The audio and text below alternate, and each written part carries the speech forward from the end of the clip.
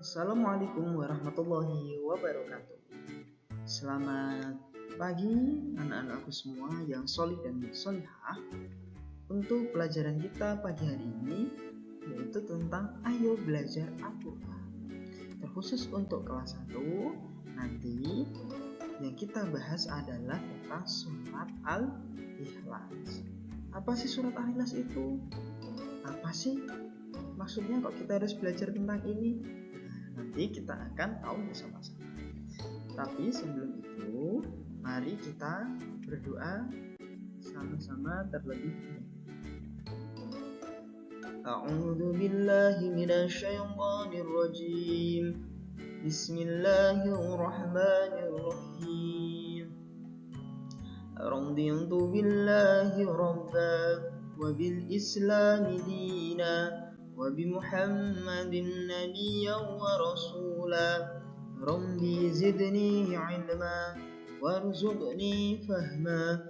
Rabbi ishrah li sadri wa yassir li amri wahlul 'uqdatam min lisani yafqahu qawli. Amin ya rabbal alamin. Langsung saja. Untuk pelajaran kita yang pertama adalah surat Al-Ikhlas. Tapi sebelumnya kita harus tahu apa sih tujuan pembelajarannya, apa sih tujuannya kok kita harus mempelajari pelajaran hari ini. Yang pertama adalah terbiasa membaca Al-Quran dengan tartil. Jadi anak-anakku yang solih-solihah, kita mulai sekarang harus belajar, harus mulai bisa membaca Al-Quran dengan tartil. Tartil itu sesuai dengan kaidah tajwid dalam membaca Al-Quran. Yang kedua, mampu menunjukkan sikap kasih sayang dan peduli kepada sesama sebagai implementasi. Implementasi itu maksudnya adalah sebagai penerapan dari pemahaman Al-Quran surat Al-Ikhlas. Jadi nanti kalian dapat apa? Nanti bukan hanya dipahami, tapi kalian juga harus bisa mengamalkannya atau melakukannya di kehidupan sehari-hari. Kemudian, mampu memahami pesan-pesan pendek atau pesan-pesan pokok Al-Quran surat Al-Ikhlas. Nanti surat Al-Ikhlas itu berpesan tentang apa saja? Nanti kalian harus mampu memahaminya. Intinya nanti di situ. Kemudian mampu melafalkan Al-Quran surat Al-Ikhlas dengan benar dan jelas. Ini salah satunya. Nanti kamu harus bisa juga melafalkannya dengan benar dan jelas. Kemudian mampu menghafal Al-Quran surat Al-Ikhlas dengan benar dan jelas. Bisa melafalkan, setelah bisa melafalkan nanti bisa menghafalkan begitu. Langsung saja, yang pertama adalah lafal Al-Quran surat Al-Ikhlas.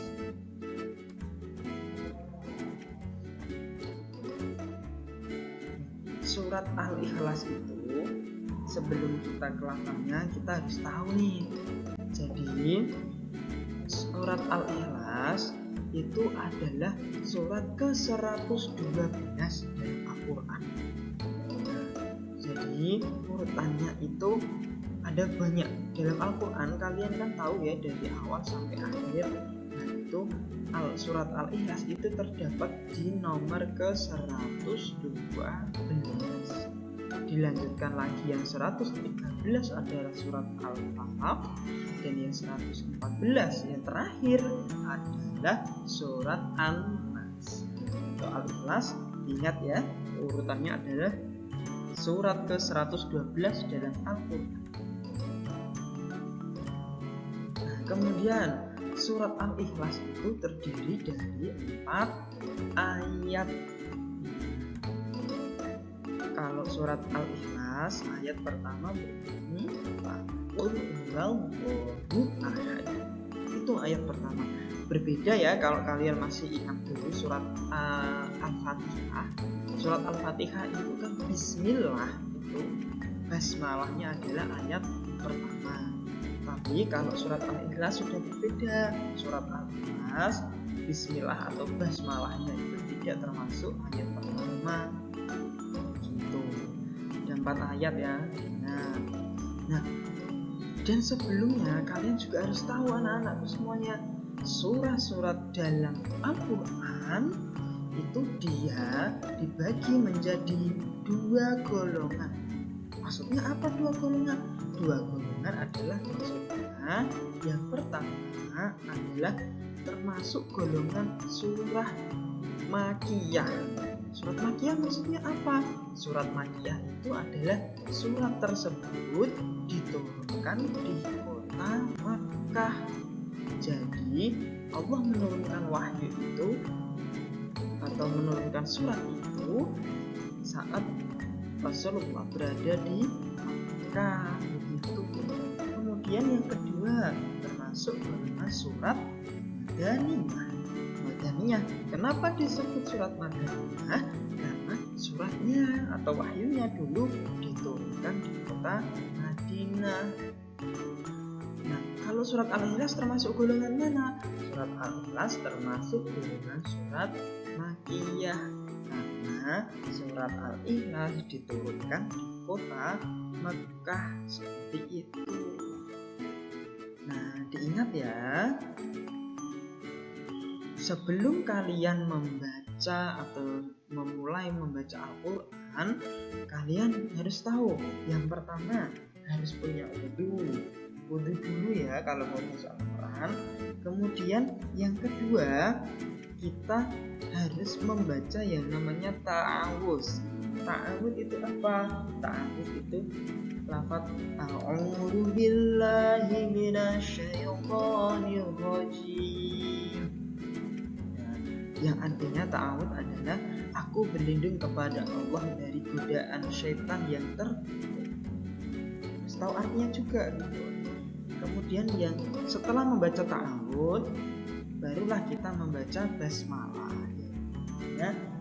Bismillahirrahmanirrahim, dengan menyebut nama Allah yang Maha Pengasih lagi Maha Penyayang. Begitu ya, bukan hanya dalam membaca surat Al-Ikhlas, tetapi di setiap kita mulai membaca Al-Quran, usahakan selalu membaca yang namanya ta'awuz, a'udzubillahi minasyaitonirrajim, dan juga membaca basmalah, bismillahirrahmanirrahim. Seperti itu. Yuk kita langsung ke surat Al-Ikhlas. A'udzubillahi minasyaitonirrajim. Bismillahirrahmanirrahim. Qul huwallahu ahad, Allahus samad, lam yalid wa lam yulad wa lam yakul lahu kufuwan ahad. Ya, kita ulangi sekali lagi ya bersama-sama ya. A'udzu billahi minasyaitonir rajim. Bismillahirrahmanirrahim. Qul huwallahu ahad, Allahus samad, lam yalid wa lam yulad wa lam yakul lahu kufuwan ahad. Nah, itu seperti itu pengucapannya. Dan kalian kalau nanti sudah bisa membaca dengan baik, sambil diingat hurufnya, ya, urutannya, penulisannya seperti apa, sambil diingat-ingat ya. Bismillah itu tulisannya bagaimana. Terus surat Al-Ikhlas ayat 1 yang bunyinya qul huwallahu ahad itu apa saja hurufnya, bagaimana cara hurufnya. Nah, itu juga harus dipelajari ya. Nah, anak-anakku semua, kalian harus bisa menghafalkan surat Al-Ikhlas. Alangkah baiknya, syukur-syukur kita bisa hafal dengan artinya. Dan Karena kalau kita nanti bisa tahu artinya, Masya Allah, luar biasa. Karena artinya itu sangat penting. Kita bukan hanya belajar pengucapannya, tapi kita belajar pesan yang disampaikan dalam ayat-ayat tersebut. Nah, yang pertama di basmalah, kita baca dulu. Bismillahirrahmanirrahim. Artinya dengan menyebut nama Allah yang Maha Pengasih lagi Maha Penyayang.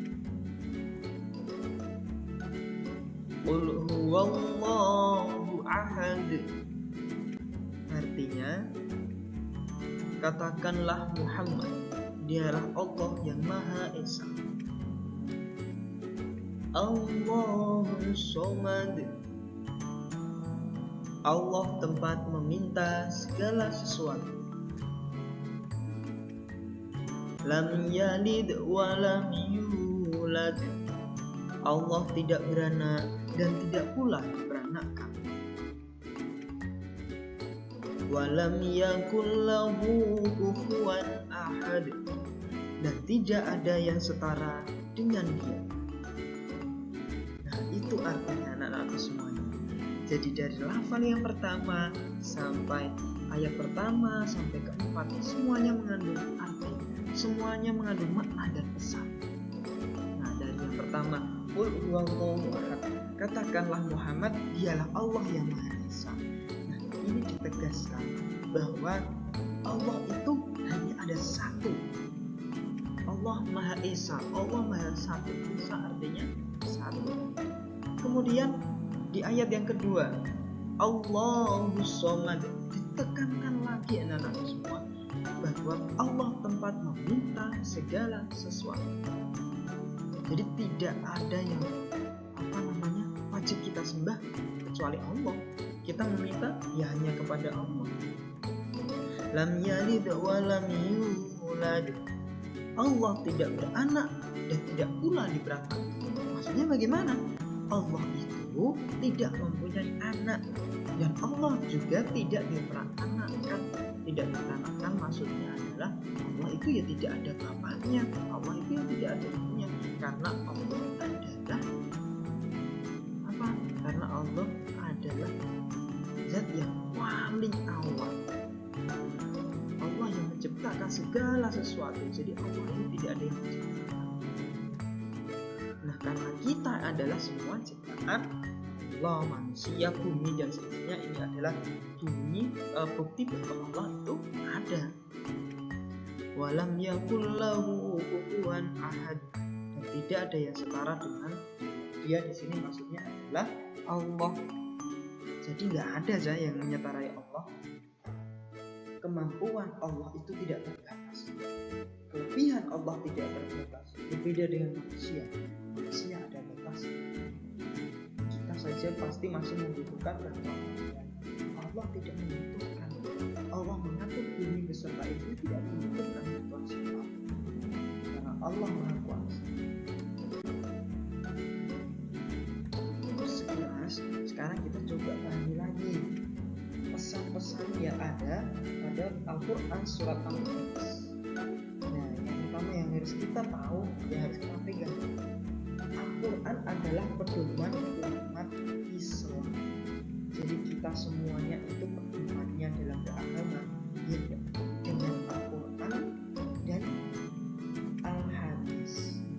Al-Quran adalah wahyu Allah, kalau hadis adalah sabda Nabi Muhammad Sallallahu Alaihi Wasallam. Apapun yang terjadi, kita semuanya kembali kepada Al-Quran. Allah akan memberi pahala besar bagi umat Islam yang membaca Al-Quran. Itu sudah dijanjikan Allah. Barang siapa yang membaca Al-Quran, Allah pasti akan memberikan pahala yang setimpal bagi umat Islam. Jadi Al-Ikhlas itu artinya memurnikan keesaan Allah. Ya, surat Al-Ikhlas itu artinya memurnikan keesaan Allah. Maksudnya bagaimana? Menekankan kembali bahwa Allah itu cuma satu. Esa artinya satu. menjelaskan juga tentang tauhid, keesaan Allah, tentang ketuhanan.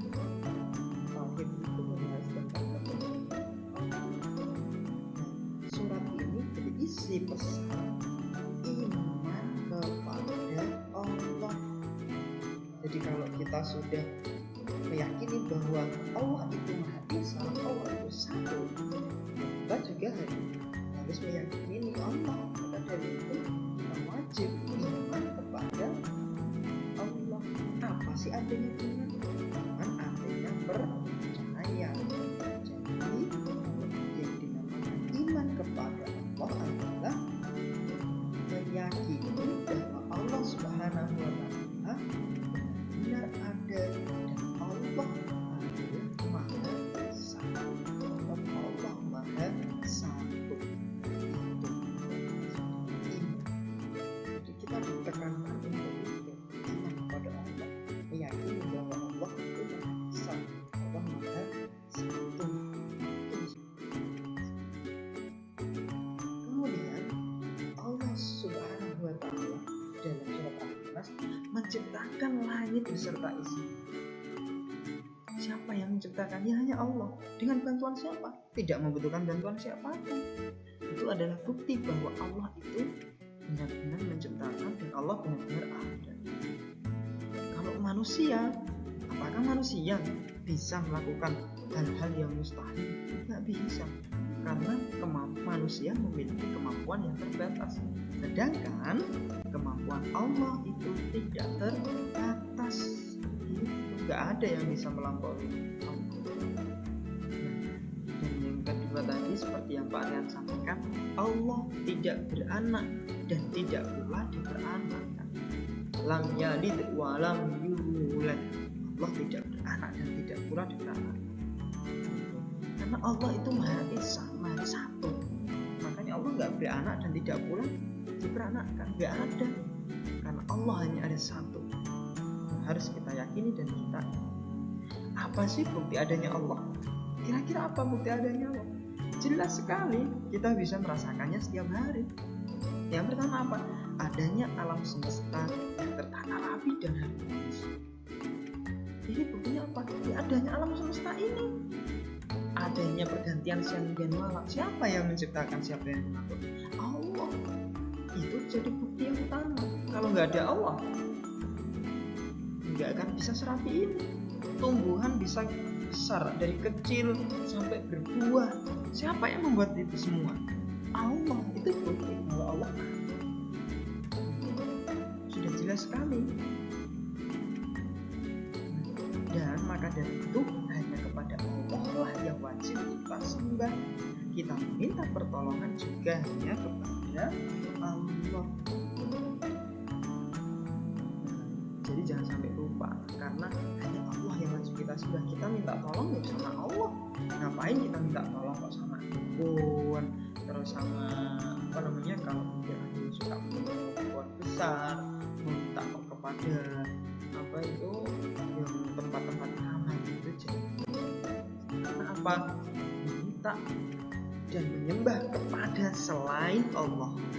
Yang orang-orang yang menyembah selain Allah itu merupakan perbuatan syirik. Kalau anak-anak tahu, perbuatan syirik itu perbuatan apa?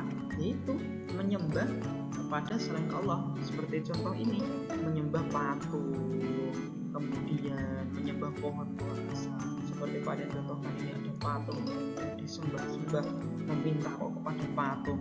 Patung mereka buat sendiri, dibuat-buat sendiri, mereka sembah sendiri. Masa Tuhan kok dibuat sendiri? Nah, kita nggak boleh seperti itu. Itu namanya perbuatan syirik. Perbuatannya namanya syirik. Nah, kemudian orang yang melakukan syirik, orang yang melakukan perbuatan syirik itu disebut musyrik. Orang-orangnya itu namanya musyrik. Kalau perbuatannya namanya syirik, itu perbuatannya. Tapi kalau orangnya yang melakukan perbuatan syirik disebut musyrik itu. nggak boleh, makanya itu nggak boleh kita meminta kepada selain Allah. Karena apa? Perbuatan syirik itu termasuk dosa yang sangat besar, dan Allah tidak akan mengampuni orang yang melakukan perbuatan syirik. Allah tidak akan mengampuninya, dan pelakunya akan dimasukkan langsung ke neraka. Seperti itulah pelajaran kita ini. Semangat untuk teman-teman semuanya, untuk anak-anakku yang soleh. Nah, kemudian tugas kalian di rumah apa? Nah, cukup gampang tugasnya. Yang pertama, nah ingat tahapannya ini biar kalian gampang. Baca dengan baik dan benar surat Al-Ikhlas. Dibaca dulu yang baik dan benar, membaca ta'awudz dan juga basmalah. Setelah membaca dengan baik dan benar, nanti hafalkan ayat demi ayat. Jadi sambil dibaca berulang-ulang, nanti insya Allah kalian akan mudah menghafalkan ayat demi ayat. Kemudian setelah hafal ayat demi ayat, hafalkan ayat beserta artinya. Luar biasa muridnya Pak Aryan semuanya, ya solih-solihah. Kalian pasti bisa menghafalkan beserta artinya. Dibaca terus berulang-ulang, jangan dipaksakan. Tapi kalau kamu nanti dilakukan, dibaca berulang-ulang dengan artinya, insya Allah nanti lama-kelamaan akan. Pak Aryan waktu pengumpulannya terakhir hari Sabtu, jadi hampir 1 minggu ke depan, 6 hari atau 5 minggu ke depan, silakan dihafalkan dengan baik dan benar dulu. Terus kalau sudah, nanti rekam hasilnya dan dikirim. Boleh berupa video, boleh juga berupa voice note pesan suara, yang penting jujur. Nah, itu saja untuk hari ini. Semoga bermanfaat. Wassalamualaikum warahmatullahi wabarakatuh. Jaga kesehatan.